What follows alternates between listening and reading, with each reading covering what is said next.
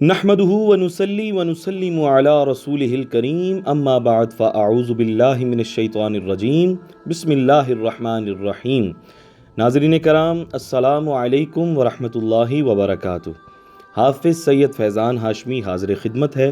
جس طرح کہ آپ سب کو معلوم ہے، ہم آپ سے گفتگو کر رہے ہیں 7 نفسوں کے اوپر، جس میں سے نفس امارہ، نفس لوامہ اور نفس ملہمہ، ان 3 نفسوں پر ہم آپ سے گفتگو کر چکے ہیں۔ آج ہم آپ کے ساتھ گفتگو کریں گے چوتھے نفس پر، یعنی کہ نفس مطمئنہ پر۔ تو ویڈیو شروع کرنے سے پہلے میں آپ سے ریکویسٹ کرتا ہوں کہ اگر آپ چینل پہ نئے ہیں تو ہمارے چینل کو ضرور سبسکرائب کر لیں تاکہ ہر نئی آنے والی ویڈیو آپ تک بآسانی پہنچ سکے۔ تو ناظرین کرام، نفس مطمئنہ یہ چوتھا نفس ہے جو بری خصلتوں سے بالکل پاک اور صاف ہو جاتا ہے، نیک اور پاکیزہ خصائل سے متصف ہو جاتا ہے اور بارگاہ الہی سے اپنا ربط و تعلق قائم کر کے حالات اطمینان پر فائز ہو جاتا ہے۔ اسی وجہ سے اسے نفس مطمئنہ کہا گیا ہے۔ قرآن مجید میں اللہ تعالیٰ نے اس نفس سے یوں خطاب فرمایا ہے کہ یا ایتھا النفس المطمئنہ ارجعی الی ربک، کہ اے نفس مطمئنہ اپنے رب کی طرف لوٹ آ۔ نفس مطمئنہ در حقیقت اولیاء اللہ کا نفس ہے اور یہی ولایت صغریٰ کا مقام ہے۔ اس کے تحقق سے فنا فی الرسول کا مقام نصیب ہوتا ہے۔ اس کی حقیقت اس طرح ہے کہ جب کسی شخص میں عطائے الہی سے خلقی و وہبی طور پر یا ریاضات و مجاہدات سے کسی طور پر ملاکوتی قوت کا زور ہو جاتا ہے اور اس کے مقابلے میں باہمی قوت بالکل زیر ہو جاتی ہے، اس طرح کہ اس کا کہیں وجود بھی نہ تھا، تب اس شخص کا قلب روح کے درجے میں چلا جاتا ہے اور نفس قلب کے مقام پر فائز ہو جاتا ہے۔ اور قلب کی خاصیت یہ ہے کہ وہ ذکر الہی سے اطمینان پا جاتا ہے، جیسا کہ ارشاد ربانی ہے، الا بذکر اللہ تطمئن القلوب، آگاہ ہو جاؤ کہ اللہ کے ذکر سے ہی قلب اطمینان پاتے ہیں۔ تو ناظرین کرام، نفس جب قلب کے مقام پر آتا ہے تو قلب پہلے ہی ذکر الہی میں مشغول ہوتا ہے، کیونکہ وہ امارہ کے دائرے سے نکل کر لوامہ اور ملہمہ کے مقامات سے بھی ترقی کر چکا ہے۔ سو جوں جوں قلب یاد الہی سے سیراب ہوتا ہے، اس کا تمام تر اطمینان نفس کی مستقل حالت بنتا چلا جاتا ہے۔ یہی وجہ ہے کہ وہ نفس بھی قلب میں بدل کر نفس مطمئنہ ہو جاتا ہے۔ اور جہاں تک قلب کا تعلق ہے، وہ ہم بیان کر چکے ہیں کہ اسے مقام روح مل جاتا ہے۔ قلب کے روح بن جانے سے اسے تزکیہ نفس کے لیے غیر معمولی مجاہدات اور ریاضات کی حاجت نہیں رہتی۔ وہ معمول کی عبادات سے بھی اپنا تزکیہ و مقام بحال اور برقرار رکھ سکتا ہے، البتہ وہ اگلے درجات کے لیے ریاضات جاری رکھتا ہے۔ روح چونکہ امر الہی میں سے ہے، اس لیے قلب روح بن کر ہمہ وقت امر الہی کے تابع اور اس سے فیضیاب ہوتا رہتا ہے۔ اب اسے قبض کے بغیر ہی ست کی کیفیت میسر آ جاتی ہے۔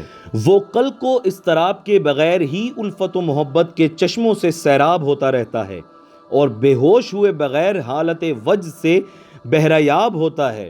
جب اس کا قلب ترقی کر کے مقام روح پر آ جاتا ہے تو اس کی روح ترقی کر کے مقام سر پر فائز ہو جاتی ہے۔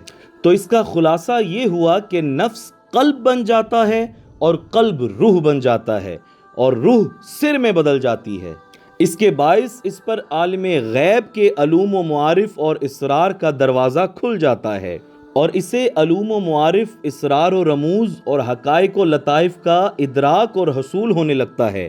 یہ کتابوں کی مدد سے نہ ظاہری فہم و فراست اور تعلق و تدبر کے طریقے سے، نہ کشف کے طور پر اور نہ ہاتف غیبی کی آواز سے، بلکہ اس کی روح از خود مقام سر سے اسرار و معارف کو اس کے دل میں جو روح کے درجہ پر فائز ہو چکا ہے منتقل کرتی رہتی ہے۔ یہ انوار و اسرار کا ایک غیر مرئی اور غیر محسوس دروازہ ہے۔ اس کے دل میں جو خیالات اٹھتے ہیں وہ بھی عین صراط مستقیم کے مطابق ہوتے ہیں، اعمال خود بخود صالح ہوتے ہیں، کلمات مبارک ہوتے ہیں۔ یہی ولایت صغریٰ ہے۔ صرف یہاں خوارق کی صورت میں کرامت کا ظہور نہیں ہوتا، مگر وہ شخص صاحب کرامت ہوتا ہے۔ اس مقام ولایت پر فائز ہونے والا سالک جب ترقی کرتا ہے تو اس پر آگے 2 راستے کھل جاتے ہیں۔ کسی کو ایک راستے سے فیض ملتا ہے، کسی کو دوسرے راستے سے، اور بعض میں دونوں راستوں کے فیوزات بھی جمع ہو جاتے ہیں۔ پہلا ولایت کبریٰ کی راہ اور دوسرا وراثت نبوت کی راہ۔ ولایت کبریٰ کی راہ قطبیت اور غوثیت کے مدارج کی طرف جاتی ہے، اور دوسرا وراثت نبوت کی راہ، یہ تجدید اور احیاء کی راہ ہے۔ اسے مقام حاملین مجدد کہلاتے ہیں۔ یہ حضور علیہ الصلوۃ والسلام کے نائب و وارث ہوتے ہیں۔ نفس مطمئنہ پر فائز شخص کا میلان و ولایت صغریٰ کی حالت میں ان دو راستوں میں سے کسی ایک راستے کی طرف نمایاں ہوتا ہے۔ جس کو ولایت کبریٰ کی راہ سے فیض ملتا ہے، اس کے روحانی فروغ سے کرامت و خوارق کا صدور ہونے لگتا ہے، اور جسے وراثت نبوت کی راہ سے فیض ملتا ہے، اس سے مخلوق میں ارشاد و ہدایت کا صدور ہونے لگتا ہے۔ اس کے ذریعے لوگوں میں پھیلی ہوئی برائیوں کا سدباب شروع ہو جاتا ہے۔ اس کی مساعی سے علم کی اشاعت، لوگوں کی اصطلاح و احوال اور دین کی تجدید ہونے لگتی ہے۔ یہ مجددیت کی علامات و شروعات ہیں۔ ان آثار سے دونوں راہوں کا یقین ہوتا ہے۔ مجدد کے نائب رسول ہونے کی حقیقت یہ ہے کہ معاشرے کے حالات دینی اور اخلاقی اعتبار سے اتنے بگڑ چکے ہوتے ہیں کہ جن حالات میں پہلے زمانوں میں نبی اور رسول مبعوث کیے جاتے تھے، امت محمدیہ میں بھی جب ایسے حالات پیدا ہو جاتے ہیں کہ وہ نئی بعث و تقاضا کرتے ہیں، مگر حضور علیہ الصلوۃ والسلام کی ختم نبوت اور ختم رسالت کے باعث قیامت تک نئی بعثت قطعاً ناممکن کر دی گئی ہے۔ سو اب کبھی بھی کوئی نیا نبی یا رسول مبعوث نہیں ہو سکتا۔ اس لیے حضور علیہ الصلوۃ والسلام کے نائبین کے طور پر مختلف زمانوں میں مجددین کو انہی حالات میں پیدا کر دیا جاتا ہے، اور وہی کام انجام دیتے ہیں جو اگلے زمانوں میں انبیاء کرام انجام دیا کرتے تھے۔ اس لیے انہیں انبیاء کا وارث فرمایا، جیسا کہ ارشاد نبوی ہے العلماء وراثۃ الانبیاء، اور دوسرے مقام پر ارشاد ہے علماء امتی کا انبیاء بنی اسرائیل۔ اور اس لیے بھی کہ انہیں تجدید کے لیے جو کہ بعثت کا بدل بنا دی گئی ہے، سارا فیض نور رسالت محمدی صلی اللہ علیہ وآلہ وسلم کا ملتا ہے۔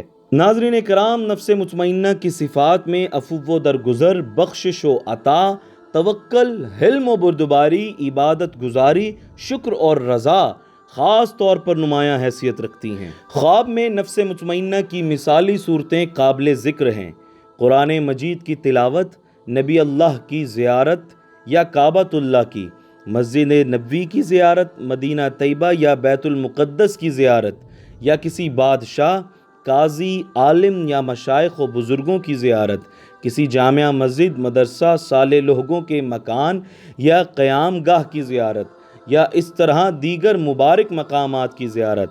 مزید برآں تیر، کمان، تلوار، خنجر، بندوق وغیرہ یا کتابیں وغیرہ اگر اپنے نفس کی دریافت احوال کے ضامن میں ان چیزوں میں سے کچھ دیکھے تو یہ نفس مطمئنہ پر دلالت کرتی ہیں۔ یہاں پر ایک اہم نقطہ میں پیش کرتا جاؤں، یہ بات ذہن نشین رہے کہ بعض اوقات ان اشیاء کے خواب کسی اور کو اتفاقیہ بھی آ جاتے ہیں۔ ان کی تعبیرات حسب حال الگ الگ ہوں گی۔ اس کا مقصد نفس مطمئنہ کا حامل ہونا نہیں ہوگا، کیونکہ خواب کے ساتھ ساتھ صفات نفس کی طرف بھی توجہ رہنی چاہیے، کیونکہ بنیادی چیز صفات نفس ہیں۔ اگر یہ صفات صاحب رویہ کے نفس میں موجود ہیں تو ایسے خواب کی دلالت نفس مطمئنہ پر ہوگی، ورنہ ہر خواب کی الگ الگ تعبیر کی طرف رجوع کیا جائے گا۔ یہ بڑا باریک نقطہ ہے۔ بعض اوقات عام گناہگار لوگوں کو بھی کسی خاص وقت حال، عمل یا کیفیت کے باعث انبیاء و صالحین میں سے کسی کی زیارت ہو جاتی ہے، تو اس کا مطلب یہ نہیں ہوتا کہ اسے نفس مطمئنہ حاصل ہو گیا۔ تو ناظرین کرام، ان مثالی صورتوں کی تعبیرات میں سے قرآن مجید کا خواب میں دیکھنا صفائے قلب پر دلالت کرتا ہے۔ انبیاء کرام کی زیارت سے ایمان اور اعمال کی حالت پر دلالت ہوتی ہے۔ بادشاہ کا دیکھنا عبادت و ریاضت کی طرف رجوع کا اشارہ ہوتا ہے۔ اولیاء اللہ میں سے عشاق الہی کی زیارت عبادت میں استقامت اور باطنی توجہ کی طرف اشارہ ہوتا ہے۔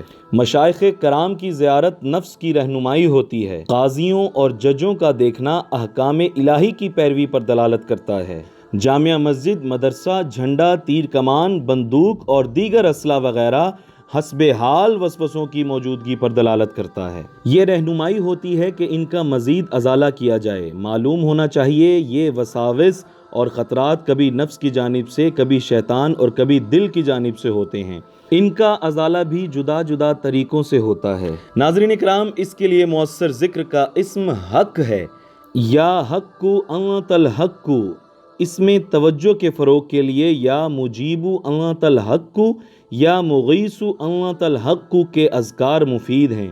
اس کا عدد بھی 5 لاکھ ہے۔ اگر سالک ریاضت ذکر کے لیے خلوت اختیار کرے تو اس صورت میں ذکر کا عدد فقط 40,000 ہے۔ تو ناظرین اکرام، میں امید کرتا ہوں کہ نفس مطمئنہ کے متعلق بتائی گئی معلومات ٹھیک طریقے سے آپ تک پہنچا چکا ہوں گا۔ اگر ویڈیو پسند آئی ہے تو لائک کرنا، شیئر کرنا اور کمنٹس میں اپنا فیڈ بیک دینا نہ بھولیے گا۔ انشاءاللہ ملاقات ہوگی آپ سے اگلی ویڈیو میں۔ تب تک کے لیے اپنے میزبان حافظ سید فیضان ہاشمی کو دیجیے اجازت۔ اللہ حافظ، فی امان اللہ۔